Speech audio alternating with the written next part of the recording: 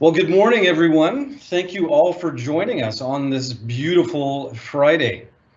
I'm Sean Nozick, Associate Superintendent, and thank you. We have almost 250 of you who've decided to take a little bit of time out this morning to join us.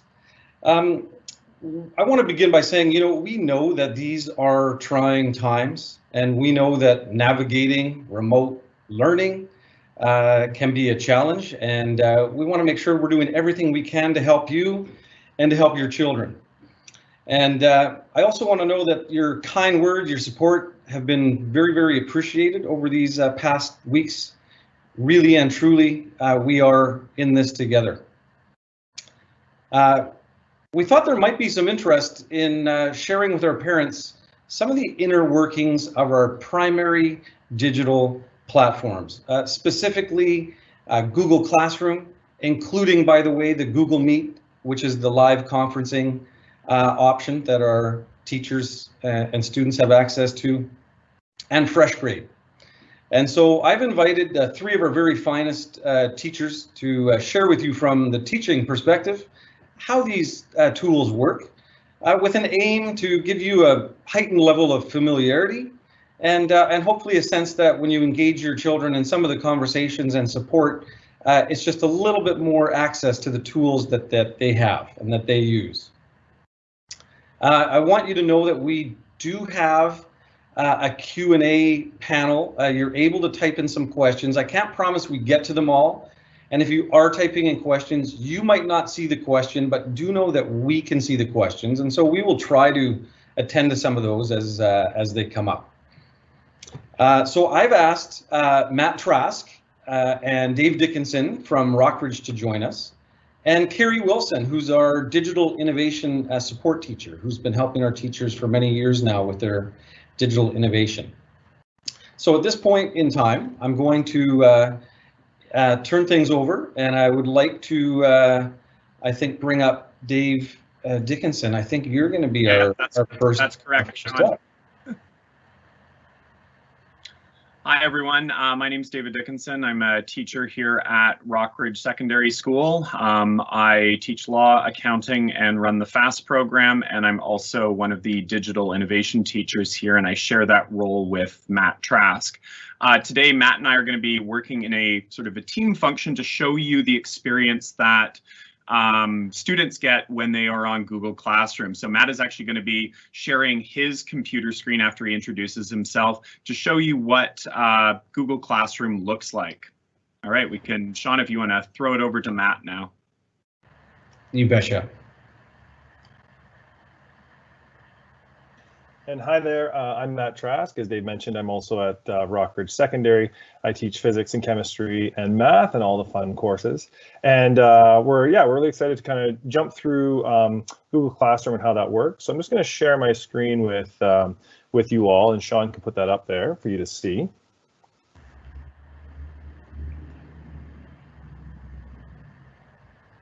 So what your students will see when they move into Google Classroom is they'll see an individual tab for each of the classes that they've been enrolled in. They enroll in these classes through a code provided by their teacher, just by clicking on the plus button there to join. I'm just going to head into a demo class here that was created by Dave, just so we could show you kind of the ins and outs.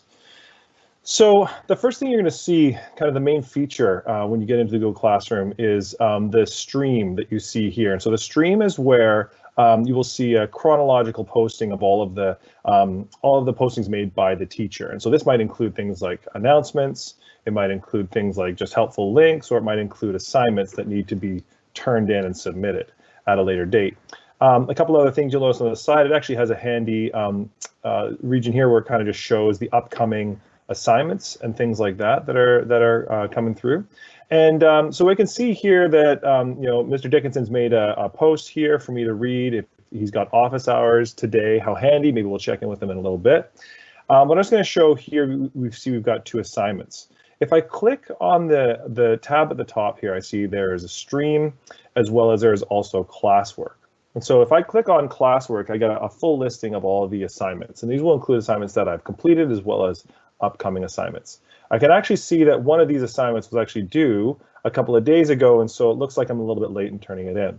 If I click on that assignment and open it up here, view assignment, it will, I have a whole bunch of features that I can access. And so the first thing to note here is I can make comments on this assignment, either comments to the entire class. For example, if I don't understand one of the questions, or I just have, I have an answer and I want to check my understanding with my peers, or I could put another comment directly to the teacher. So here under private comments. So I might say, sorry, this is late.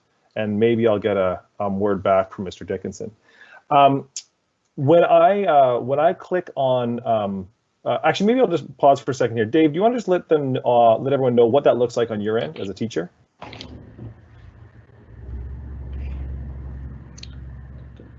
Dave, don't forget you're on mute. There we go, technology, yeah. So on my end, when students are submitting assignments, I can see who has submitted assignments. I can see what assignments I have graded. I can really easily jump into any kid's assignment to provide additional support. And when Matt sent that private message to me, I actually have an email that comes through, and it will show me that essentially somebody has emailed me a message. So it becomes a really easy way for students to communicate with their teachers and either ask them questions or share concerns that they're having.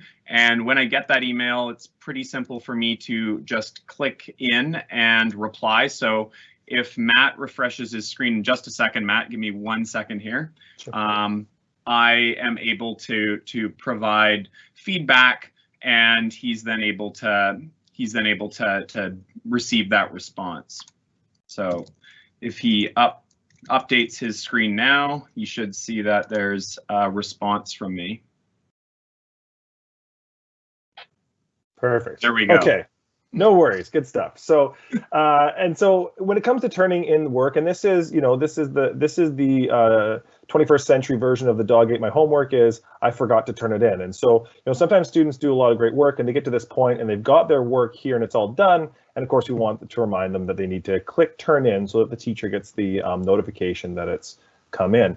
Note that with this assignment, Mr. Dickinson provided a document that I was meant to complete. But if I needed to show my learning in some other way, maybe I did my own document, maybe I needed to take a picture of something or a video, maybe I needed to write it out by hand and take a photo of that and upload it, I can do that here. Once I click turn in, it'll ask me if I'm sure. And when I turn it in, then as Dave mentioned, he'll get a notification saying, yep, this assignment has been submitted. And so I now know I'm up to date. I'm just going to navigate back to the classroom here, just to show kind of one other really useful feature. So as Sean mentioned, we have access to Google Meet, which gives a chance for teachers and students to connect via video conference. And so the simplest, most straightforward way to do that, although there are several ways to connect to set up Google Meet, the simplest way is to just access it through the classroom. And when Google Meet has been enabled, a link will appear right here. Or a teacher might put the link in the stream. And when I click that link, it will take me directly to this class's Google Meet classroom. And if I join, I can see that I have my colleagues, Mr. Dickinson and Ms. Wilson there, and they're super excited to learn about, I'm guessing, law or whatever it is that Mr. Dickinson has on offer for us today. So that's a quick tour through of the Google Classroom. Again, a reminder to, if you have questions about particulars or maybe some bigger ideas in general, just put them in the, put your questions directly in the chat, and we'll be filtering through those as we go. Hey, Matt, just before we move on to the elementary, could you show them the calendar function?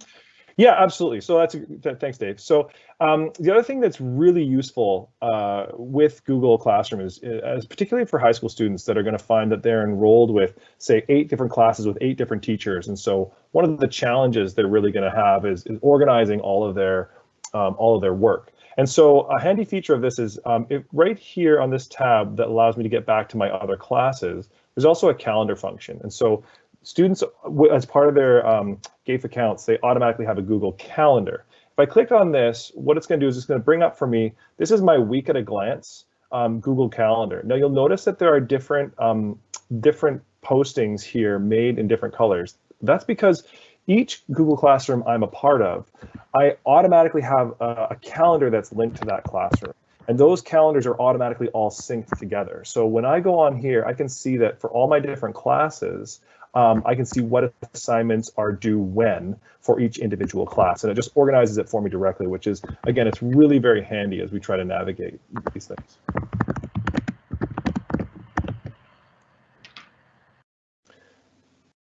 Okay, so I think at this point, again, a reminder, type in any questions you might have. And I think we're going to be turning things over to Carrie, who's going to take us through Freshgrade.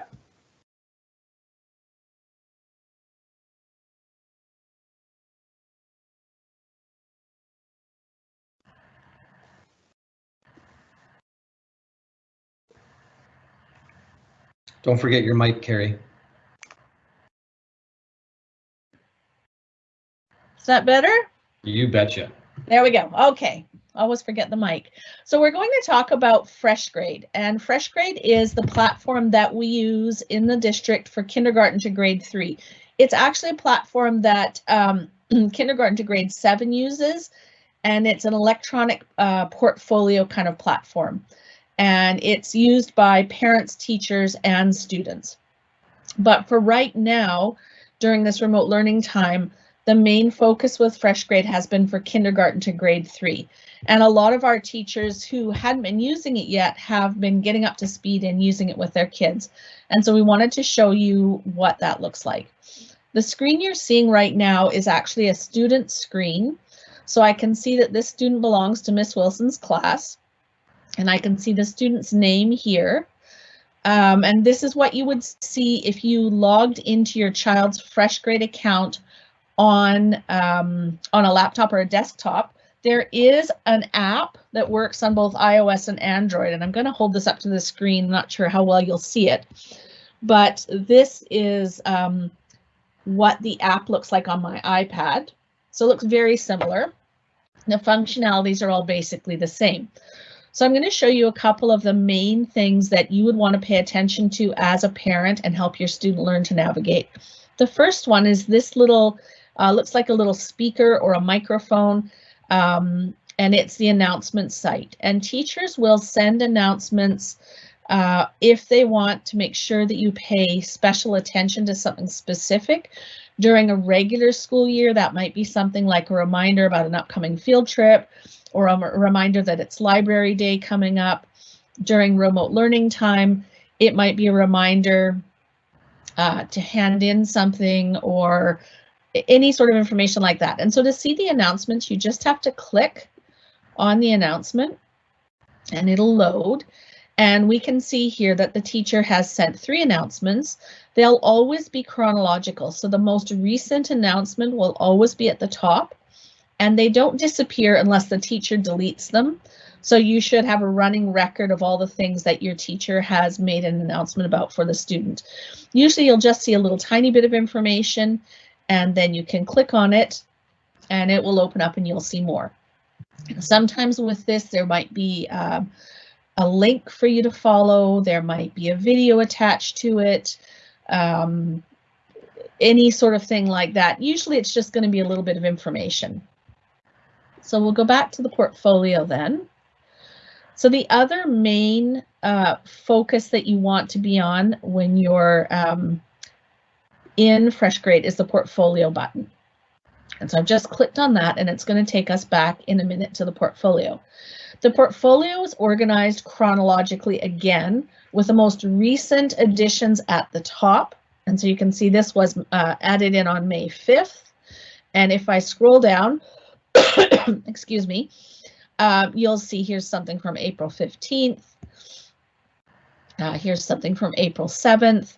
And so it will load slowly, but it will have all of the things that are in there chronologically. You'll see that in Freshgrade, we can add a number of different things. We can add links.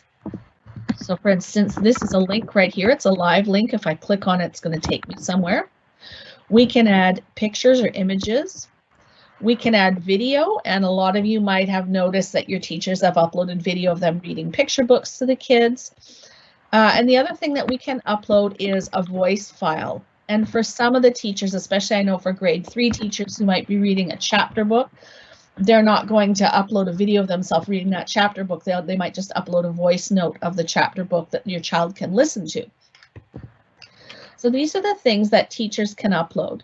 You and your child can also upload, and there are 2 main ways that you're going to do that. The first way is this Add New button.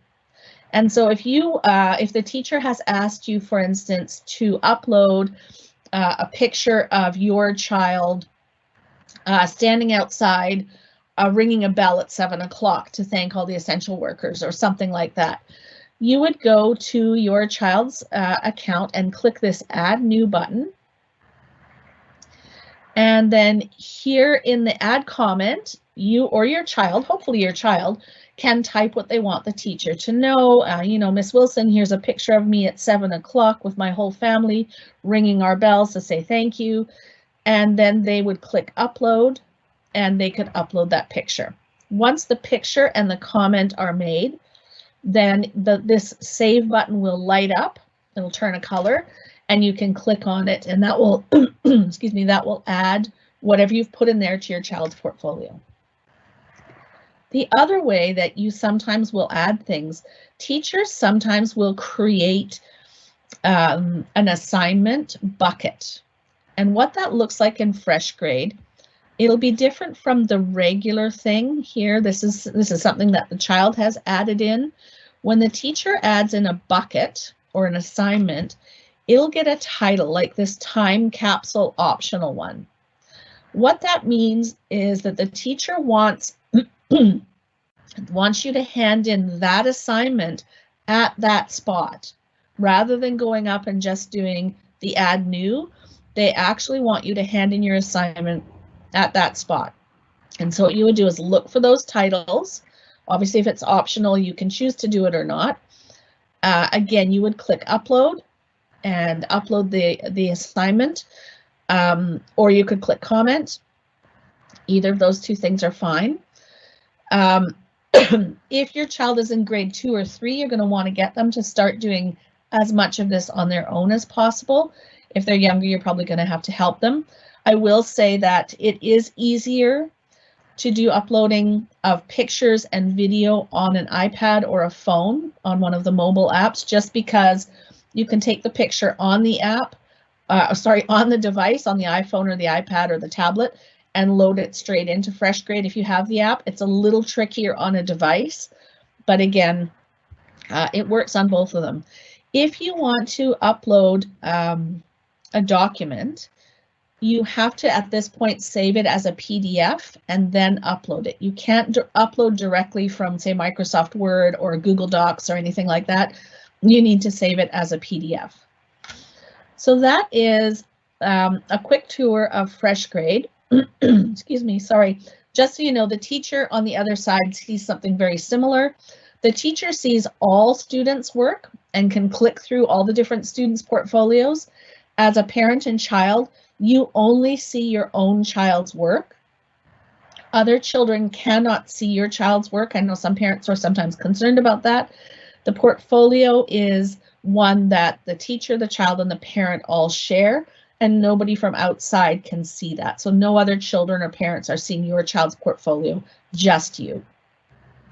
So I'm going to go ahead and turn it back to Sean and see if we have any questions that need to be answered. Sean, I'll hand it back to you. Okay, thank you, Carrie.